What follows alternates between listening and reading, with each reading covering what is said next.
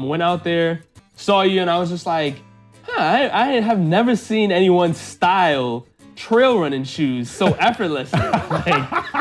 You were, even in the brief moment that I met you, I was like, this man is a chameleon. And then before you know it, I was just like, man, I wonder if this guy would be down to be my mentor, you know? Hey, this is Chaz, and welcome to my world from my living room. Today, we're going to talk to Michél Shamari Long Ramble Rose. We're going to talk about how he was raised by a pack of wolves, how being a chameleon has shaped his life, how I became his mentor, and much more. So, sit back, relax, and welcome to my world from my living room. Yes, welcome guys to my living room, and today I have my good friend Michél right here.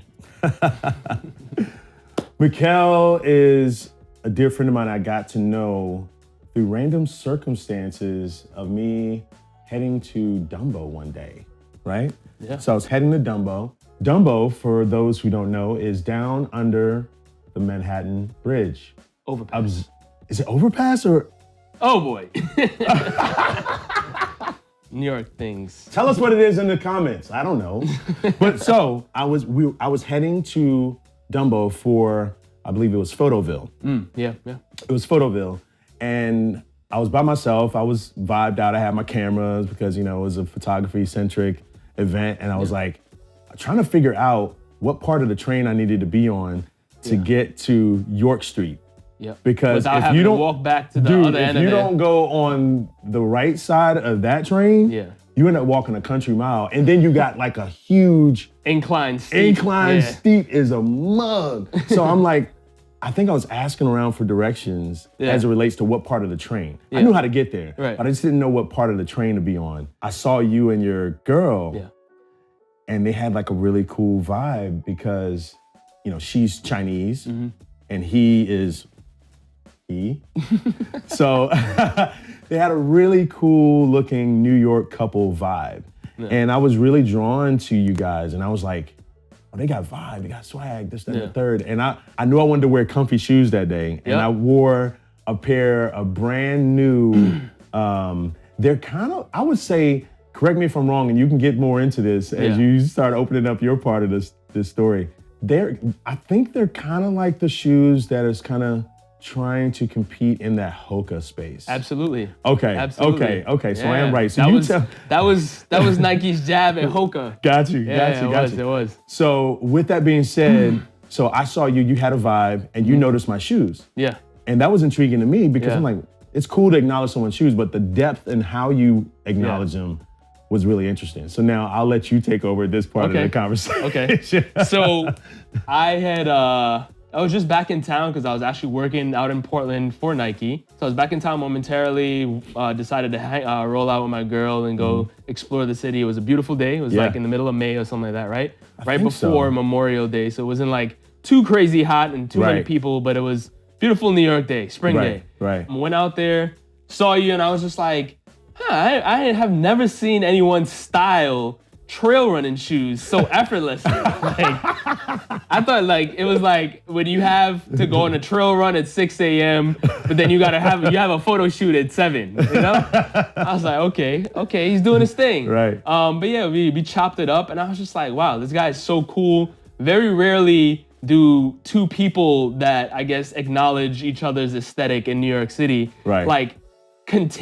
I wouldn't even say continue, start a dialogue, let alone continue it. Right. You know? So I was just like, oh, this guy's super chill, down to earth. He wasn't like, I guess, snobby or like, oh, why are you talking to me or anything like that. And I wasn't like that either. And we just hit it off, man. We really just hit it off. It was just like very seamless and like natural, if anything. Yeah. And I was like, I think my opening, usually when I want to disarm a situation or make someone feel comfortable, and I want to take a photo, I think that was the thing that also helped open things up too. Yeah. Because it's far beyond me kind of seeing, you know, you guys as an interracial couple. Yeah. It was just the overall thing and your demeanor and the way you were receptive to my approach. Yeah.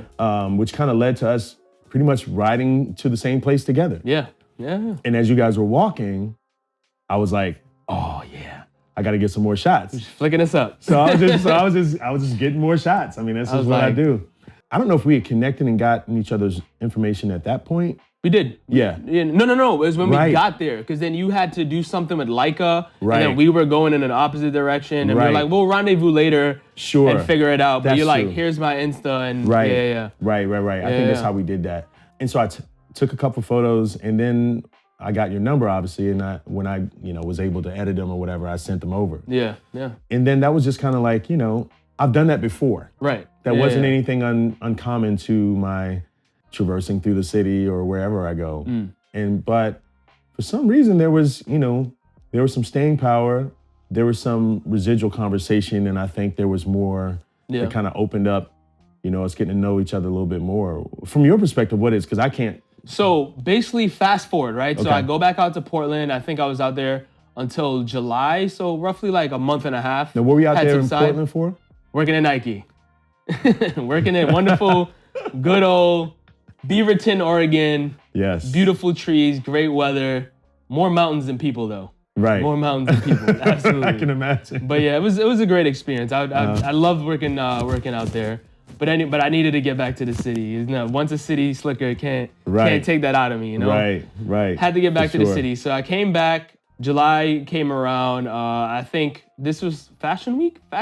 There was something going on in the fashion world. I have a friend that works at Wall Street Journal. I was constantly going out with him. And I think I invited you to the Boss. Yeah, Hugo Boss thing event that they did a collaboration with like a pasta bar in right there on the corner of West Broadway and it's somewhere over there, like Tribeca side. No, it was Soho. It was Soho. Oh, it's still Soho. Okay. Mm-hmm. So met up out there, and we were just like chopping it up. And something I always do whenever I invite people out that either I've just met them or I've known them for some time, I always observe how they, I guess, interact with other people, whether they know the people or they don't know them, And I felt like you very casually and naturally just blended in with all the folks that were there. Yeah. And I was just like, that's great, because like me and Rashad were talking, and he was like, I'm sure if you invited this person, that wouldn't have been the case. So I'm glad you invited him. Oh. and not throwing any shade at people, but some people just have a natural propensity to, I guess, like operate within those circles very naturally. And you were one of those people. Yeah. And I guess that kind of like started the wheels turning in my mind, as far as like just kind of finding someone to like, I guess, help me navigate through the period that I was about to, I guess, undergo, as far as like, yes, I left Nike in July. Got it. And then I was also like doing some work for like smaller brands, but it wasn't as fulfilling. Let's be honest, the money wasn't all that great. It wasn't going to hold me over for life. It wasn't going to make me a millionaire. Right. So, and this, I guess, foggy, ambiguous stage in my life, I was just like, I didn't really have any people that I could call on, because I felt like my dad and my uncles were also going through their own season. Right. And I know it's probably wouldn't have been a bad idea to lean on them in that sense, but I'm not the person to, I guess, like see someone's, I guess, struggling and try to like add to their struggle, Right. So I guess in that sense, I was just like, I wonder who I can just like talk to about this. Right. And I came and we just talked about it. Right. And some more time subside. And then before you know it, I was just like, man, I wonder if this guy would be down to be my mentor, And with that being said, that it's funny that you jumped to that, but what was interesting for me in that process, you sent me a text. And this is after a few weeks had gone by. Oh, yeah. This is like what, it was September? It was kind of concerning the way that you presented it.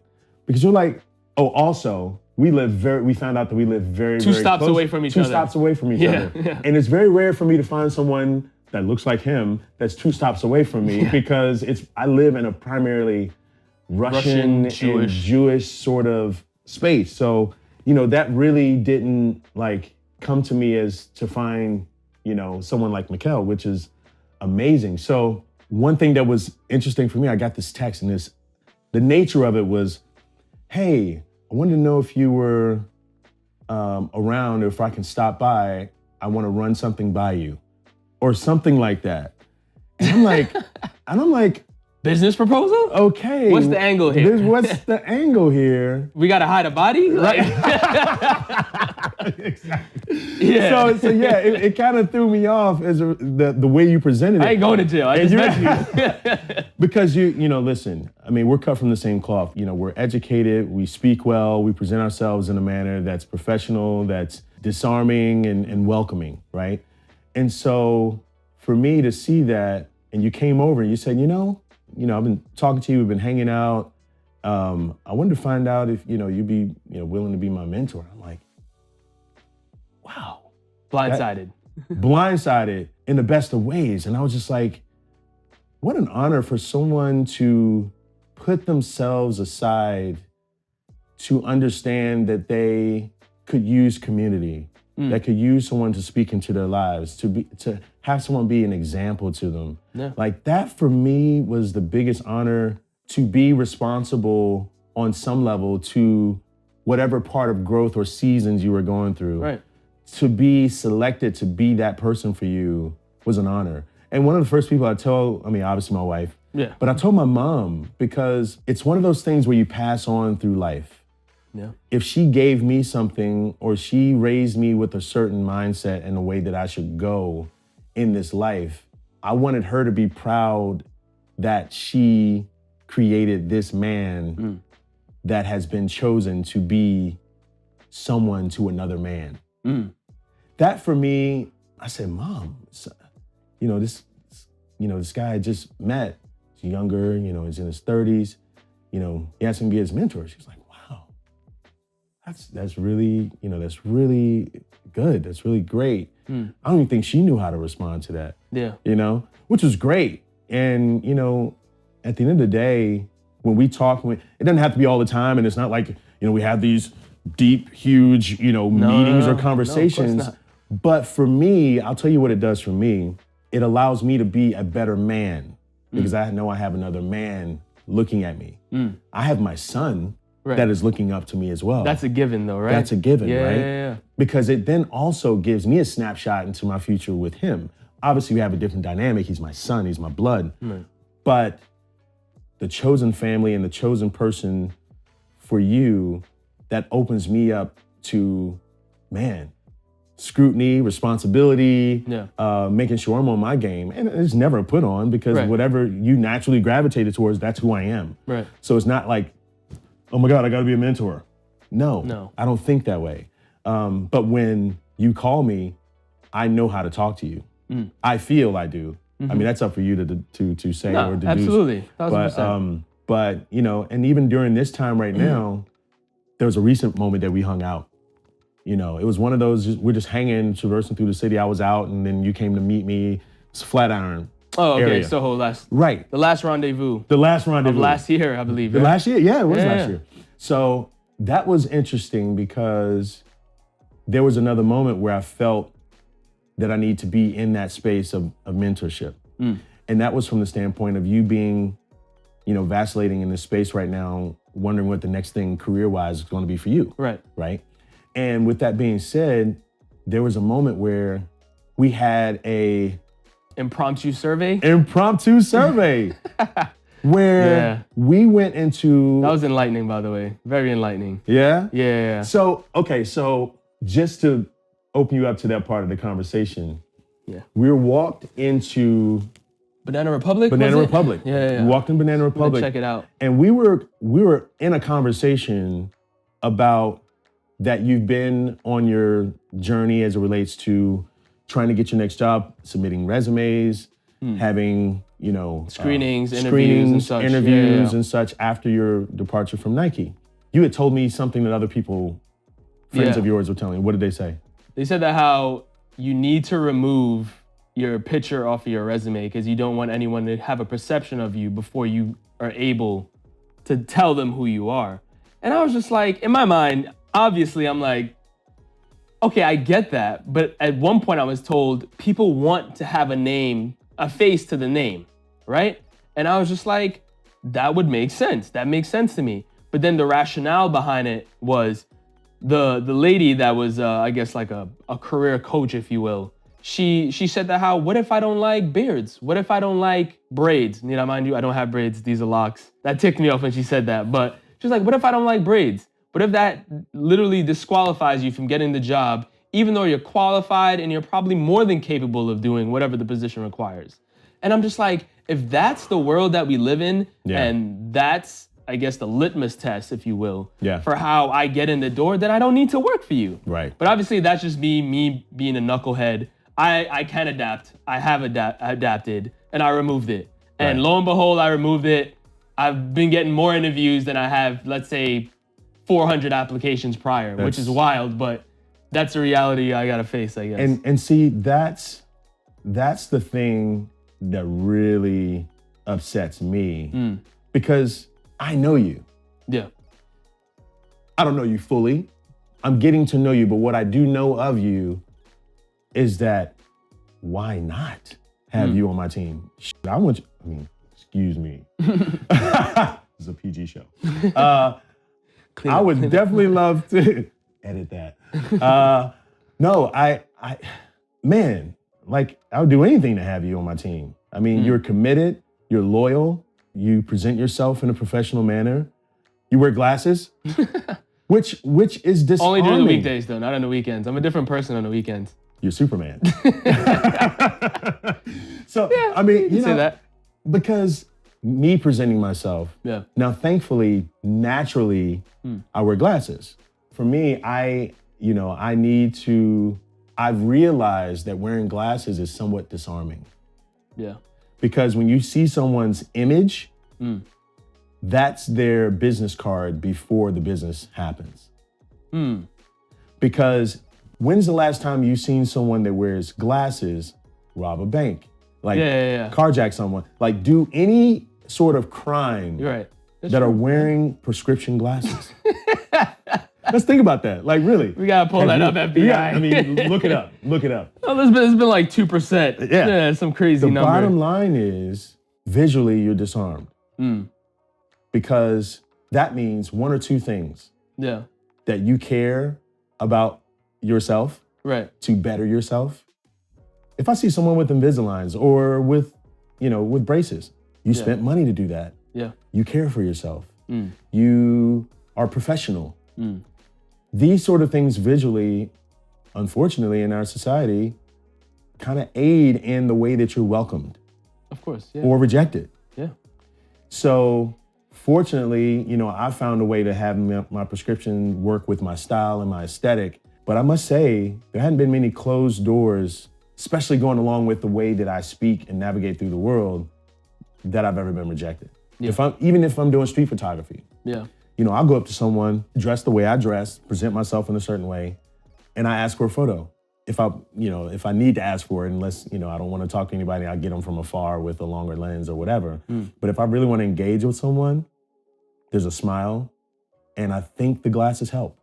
Yeah. That's just my hypothesis. I could be wrong. I have something along those lines. I remember during the pandemic when I was actually working in the stores for Nike,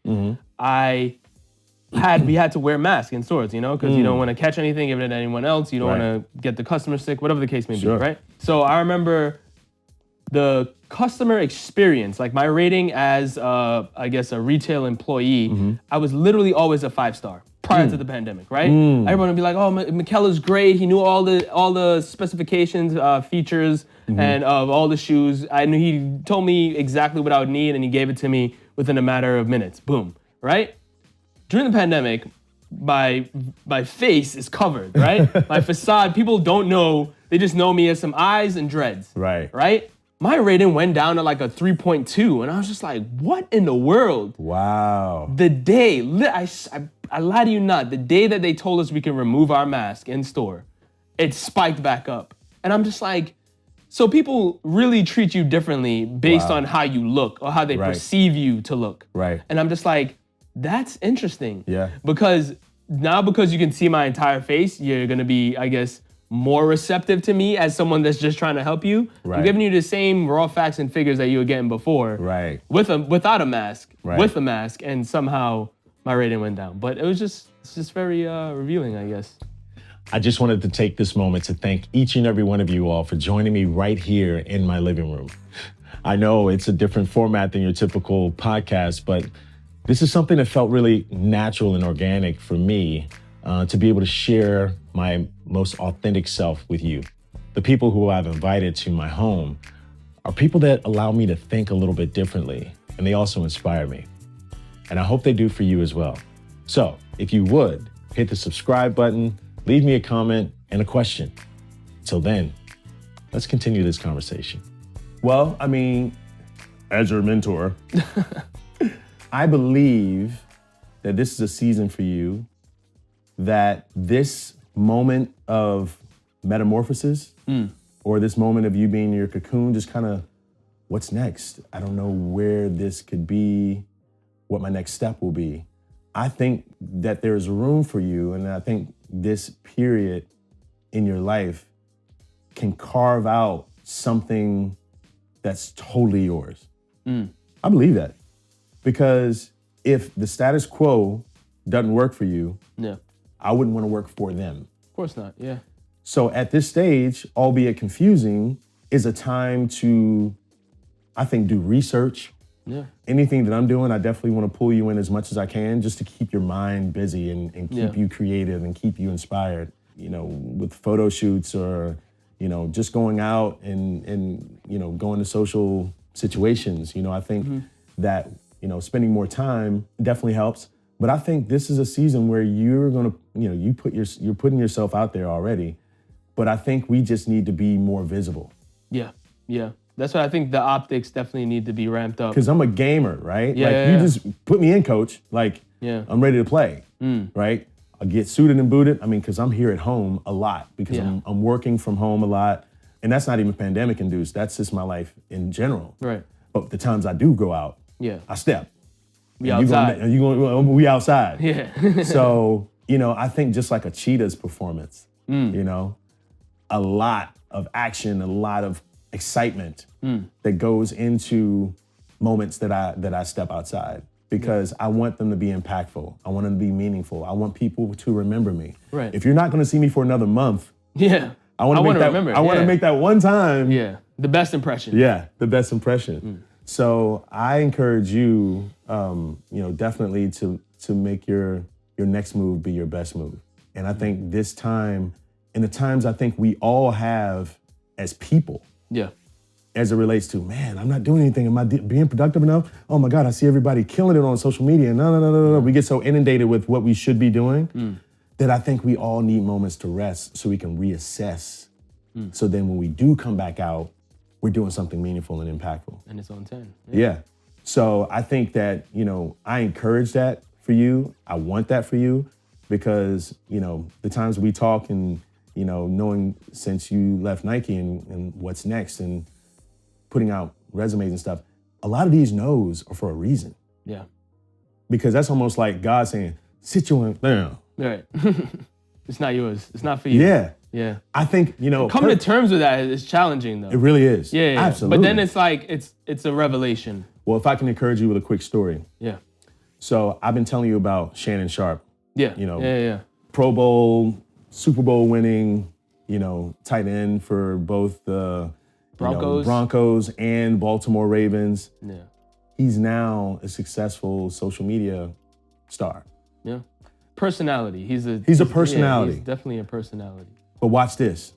He was on a show that I wish he never was on with another talking head. And it was both he and this other guy, which will remain nameless. I'll put it to you that way. But if you know Shannon Sharp, you know his history, you know who I'm talking about. Bottom line is, this show wasn't good for him. I felt like every time he was on, I felt like he was the slave to a master. And that's strong. Yeah. He was able to speak his mind and have his personality and his bravado and, you know, his don't step too out of line though. His well-tailored suits. Yeah. He was good for the show because he added that spark. He added that just enough discourse. But I think there was a line that was crossed. Yeah. Right? Yeah. That he wasn't honoring in his current situation. And I saw the writings on the wall because there's been a couple times where it's like, he's been like, what, but he was like, oh. Yeah. And then one of my favorite sports personalities, Stephen A. Smith, I hate him, but I love him. I hate him and I love him. Yeah. I used to hate Stephen A. Smith. The moment he opens his mouth, I'm like, please Oh, stop. I used to hate him, but over time, I'm like, kind of make a little doesn't sense. it make a little sense, right? Yeah. So he's got a very successful #1 rated show on ESPN, First Take. Yeah. He invited him to come. He's like, I saw your situation over there, brother. I want to bring you on the First Take. Shannon's like, oh man, I appreciate that. And that's his brothers taking care of each other. Knowing that the fight that we have to go up fight. Yeah. And the rules and stipulations that we have to capitulate to just to stay working. When I saw that, I'm like, yo, that's what I'm talking about. Yeah. But to take that a step further, he was very gracious. He was like, thank you so much, and he came on, he actually even hosted a couple episodes. I'm like, man, Shannon's doing this thing, man, because I always thought he was great. Yeah. But to see, Stephen A. Smith extend that olive branch, I'm like, oh yeah. He's gonna be taken care of. That's love. Yeah. Because that's how we do, right? Take that a step further. He's like, man, you know what? I like talking sports. Let me give him my guy, Ocho Cinco, who's had some moments in his life that were pretty, unsavory. Yeah. He's been kicked out of the NFL. He's been marred. He's been, kicked out. Yeah. Sequestered. I'm going to pass that on. I'm going to pass that love. I'm going to pay it forward. I'm going to pay it forward to Chad Ochocinco for what Stephen A. Smith did for me. I'm going to do that for somebody else. And guess what? The #1 show, just a little podcast popped up. That's a StreamYard. It's not even heavily produced. No, it's not. It's a StreamYard, essentially like Zoom sort of thing. A conference call that they recorded and put it out. And now everybody can watch it. Yeah. Dude, that's become huge because that one door that closed would not have opened him up for this. Now he's independent, going at his own pace. Now he's been picked up on so much. His recent conversation with Cat Williams broke the internet. Basically. But that was for another one of his shows that he had just as a passive show, Club Shay Shay. Yeah. And now he's got Nightcap. So now he's winning on all fronts. He don't need no network. He don't need to be hired by nobody. The only person who can fire him now is YouTube. And they ain't gonna do that. You're running it up. So I'm like, yo, the numbers are there. You're winning. I'm like, you're winning because I look at it this way. Network TV should be nervous. Yeah. When you're able to make your own TV show and you can see the metrics live, publicly, daily, and comments, you couldn't do that to TV shows. No. Who knew what a Nielsen scan was? No one. No. Nielsen you have to pay scan. somebody to get that too. Yeah. Yeah, you couldn't just pull it up on your own. Now it's public domain. You can for see the free. You can see that something went viral. Yeah. That's where we are now. Yeah. Who needs network TV anymore? They're dying. Dude, I'm telling you, man, the paradigm shifted. And I'm telling you, I hope to be, recipient of the door that Shannon Sharpe is opening, with my podcast. Because I'm speaking about things, I'm talking to people who interest me, talking about things that I love, people I love. And it's like, why not me? Yeah. So just a little tag with that being said, make sure you subscribe and follow this journey as it's at the very beginning of it. This is the second season, but I see this going further than where it is now. And people like Michél jumping on and just aiding in the conversation is really, really allowing me to enjoy this. Yeah, I'm a photographer. Yeah, I do other things like that. But at the end of the day, what I want to leave is a piece of myself. And I think we all want to do that. Yeah. No matter what your career is, no matter what your family is, no matter where you come from, at the end of the day, you're going to die alone. So it's like, one of my favorite quotes from Will Smith, which is another one of my favorite people in life, regardless of the slap, is he let the quote, I forget what talk show it was on, but he said, I want to leave the world better than I found it.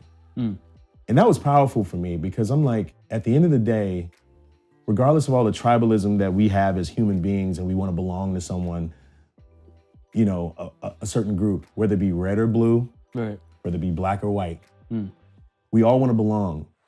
But I think we need to leave some room for ourselves to really grow and to be a fruitful person in this society. Yeah. And if I can be that through this podcast, if I can be that through my conversations, through my life, I think I'm winning. So I love the fact, I mean, I'm saying this, but like, I love the fact that this is a testament to how you are as a person. Mm-hmm. I love how you're very judicious with your time, with your family. Yeah. Like, that's a thing. Yeah. When you say, hey, I'm going up to my uncle's for the weekend. Yeah. I don't hear anybody talk like that in today's I think generation. Like, that's amazing to me. Or you say, I feel like I've been a bad son. I'm gonna go and spend time with my mom. That's amazing. Like, who talks like that? Yeah. Like, that's amazing. Because I feel like, once again, going back to like my time in the military, I was not on this side of the country and I wasn't in the country. Right. So I felt like like for 7 years of my life, and maybe even more than that, I wasn't able to connect and be around my family. And like growing up, like we were like, a family reunion never happened because we were always around each other. Right. Like all my cousins that live in the Bronx, all my cousins that live in Brooklyn, like even though we don't talk as much as we used to, but growing up, they were like more like brothers and sisters to me. They weren't like my cousins, you know? Like if you were ever in Fort Greene in the 90s, you would see like 20 cousins walking down South Oxford. Oh, that's crazy. Because we all lived in these two buildings opposite from each other. No, that's cool. Yeah. It's just, for everyone to be in one place, because I know for me coming from Virginia, like my core family began in Washington, D.C., right? So I'm originally from Washington, D.C., but that was my childhood. Right. That was like from birth till 9 years old. Okay. Right?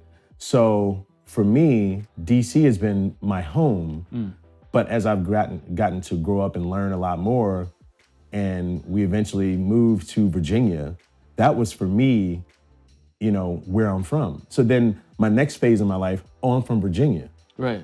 Right? Because that was from 10 through 17/18. Some of your most impressionable years.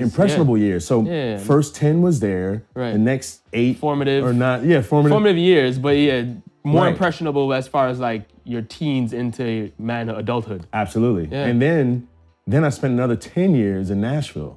So I have 3 places from which I'm from, depending on who you ask. That same with me. Yeah. It's like Trinidad, DMV, New York. Right. Where are you from? Right. I'm from everywhere. Right. Exactly. And nowhere at all. Right. And that's the part that's like, people ask me, it's like, I'm from Virginia Beach, because, if we're talking to like amongst us within the culture, in the community, I'm like, I'm from Virginia Beach, where Pharrell's from. Right. And the Clips.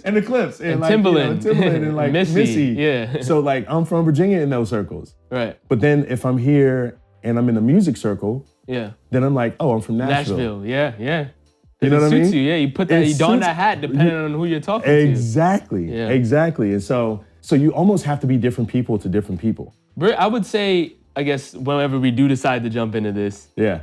We've already jumped into it. Oh, we have? Okay. If that's the case, I would say something that I noticed about you. I didn't know. Joke's on me. Something I noticed about you is that you were, even in the brief moment that I met you, I was like, this man is a chameleon.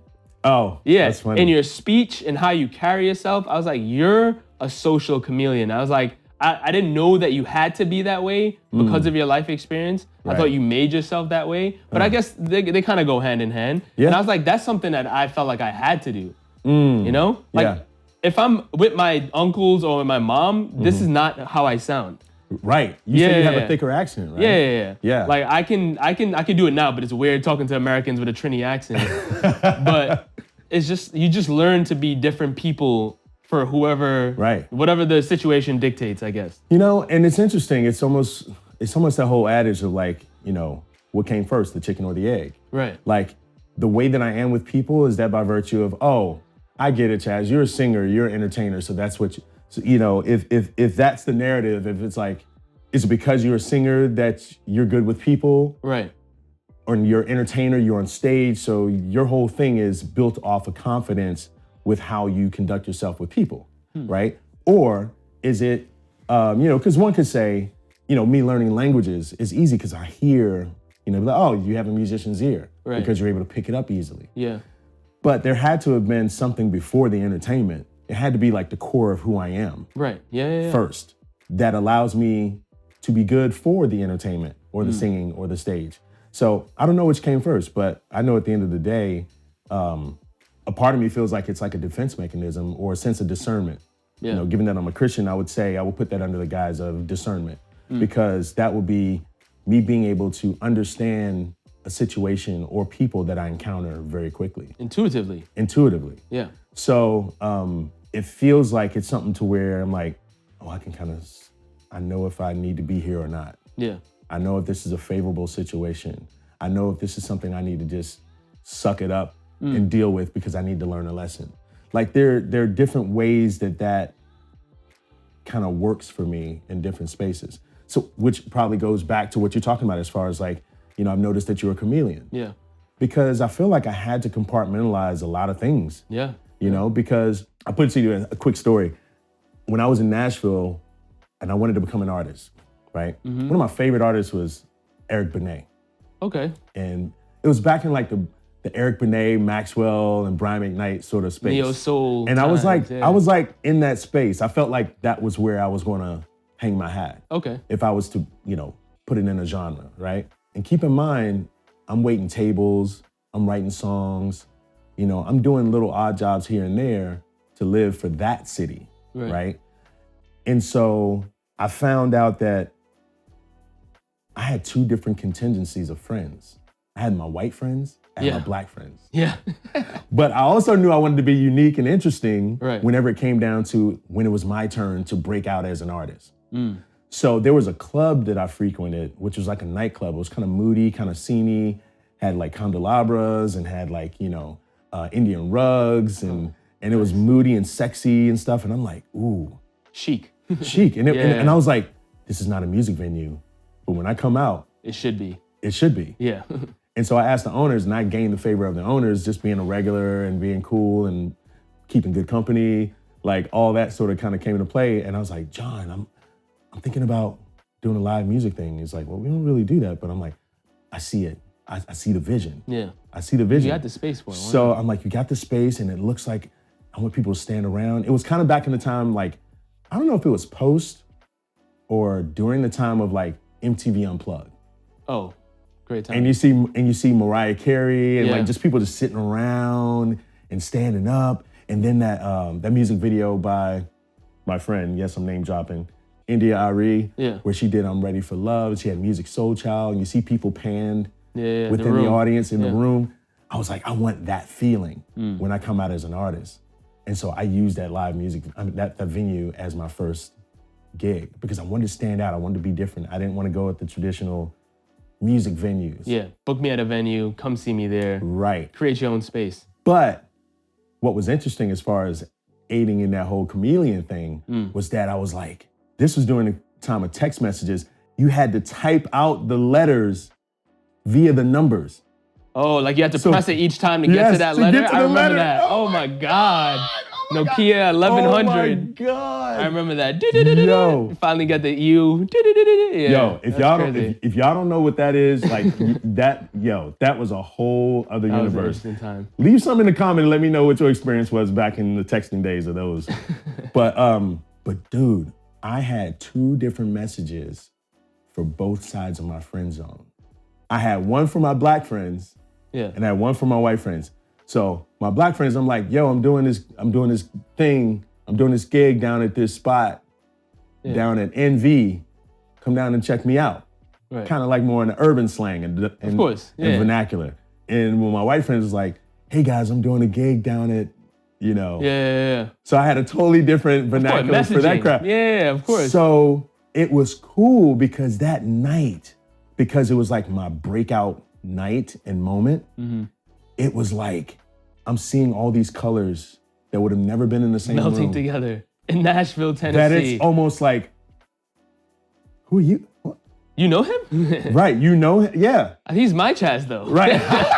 Not your Chaz. Oh, buddy. Yeah, so that was like my moment where I'm like, so I've carried that throughout my life because now when I move here, I came here as a first tier session singer where I wanted to sing background vocals for every artist, where I wanted to sing on jingles and stuff like that. But then I'm also singing on the weekends in a Russian restaurant. But then I also pick up photography. Yeah. So then with the photography friends, they don't know I sing. It's all these different compartments of your life. Right. No walls. I mean, all walls. Right. No and bridges. Then in the Russian spot, they don't know that I'm a photographer. Yeah. So and the thing is, I keep that even separated even on social media. So they still wouldn't cross unless I kind of alluded on one of the pages about the other thing. Yeah. But for the most part, I've pretty much lived that way. I don't know what that is. I don't know if it's a psychological thing that I've done or if it's, if it's just, I wish it served me well as it relates to this whole social media thing because I can't seem to get the traction that I feel like you deserve. Because I think I'm so fragmented that I'm probably not really putting all that attention. That'll come. I'm sure that'll come. Yeah. If you guys subscribe and like my content, yes, we will go viral. You'll see more of me. You said you went to the military after that. Mm-hmm. Talk about that a little bit. Because I see you now, I would never expect, you got a beard, long hair. Yeah. That don't tell me you just you've been in the military. So I've been out, actually this February would make it 7 years exactly. Okay. I've been out for 7 years. So went in 2010, January 26, 2010, got out in February 24th, 2017. Mm-hmm. Did you come straight here? I came straight here. I was like, because I was deciding if I want to go live in San Fran or if I wanted to come back to New York. But then there's a part of me that was just like, you don't have a support system. You don't know one in San Francisco. Right. And this is about to be a new chapter of your life. And I was like, I could have been daring and risky, but I was just like, you've done enough of that while you're in the military, play it safe. Right. So pretty much I came back to New York, but my experience was amazing. I would take nothing away from it. Mm-hmm. I would say I got to travel all over the world, got to see a whole bunch of cool stuff, a lot of sad things, a lot of good things. Right. But overall, it was a very eye-opening experience. If anything, I learned my grit. I thought coming to New York would teach me that, but I felt like I learned that already in the military, Yeah, right. So say your full name. Michél Shamari Long Rambarose. That's amazing. Wow. My first name was given to me by my Chinese godfather. My middle name was given to me by my mom. My last name obviously is my mom and my dad's last name. Wow. Yeah. That's amazing. Yeah.